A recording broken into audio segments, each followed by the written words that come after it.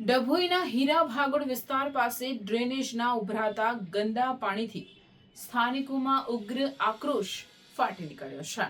ડભોઈ શહેરનું ગૌરવ ગણાતા અને દેશ વિદેશના પ્રવાસી આવે છે તેવા ઐતિહાસિક હીરા ભાગોળ વિસ્તારમાં છેલ્લા 5 દિવસથી ડ્રેનેજના ગંદા પાણી સતત ઉભરાઈ રહ્યું છે, જેના કારણે સ્થાનિક રહીશોને અને ટ્યુશન જતા વિદ્યાર્થીઓને ભારે મુશ્કેલીઓનો સામનો કરવો પડી રહ્યો છે।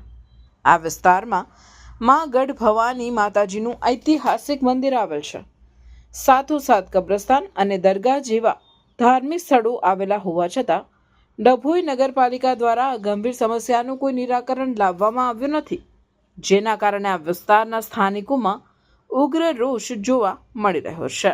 દર્ભાવતી નગરીમાં આવેલ પ્રાચીન મંદિર બાલાજી મંદિર, ગઢ ભવાની માતાજીનું મંદિર, ખોડિયાર મંદિર, એમની આગળ પાછળ અને મેન રોડ ઉપર જે ગટરો ઉભરાય છે, ભાવિક ભક્તો આવવાના બંધ થઈ ગયા છે। અમે પોતે રોજ આવીએ છીએ, અમે કેવી રીતે જઈએ છીએ એ અમને ખબર છે।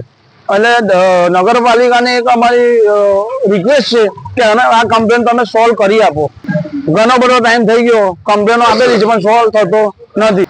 બીમારી વધતી જાય છે, છોકરાઓ સ્કૂલે જવા ટ્યુશન ચાલે છે, ટ્યુશન જતા બી એ લોકોને બગાડીને જવું પડે છે।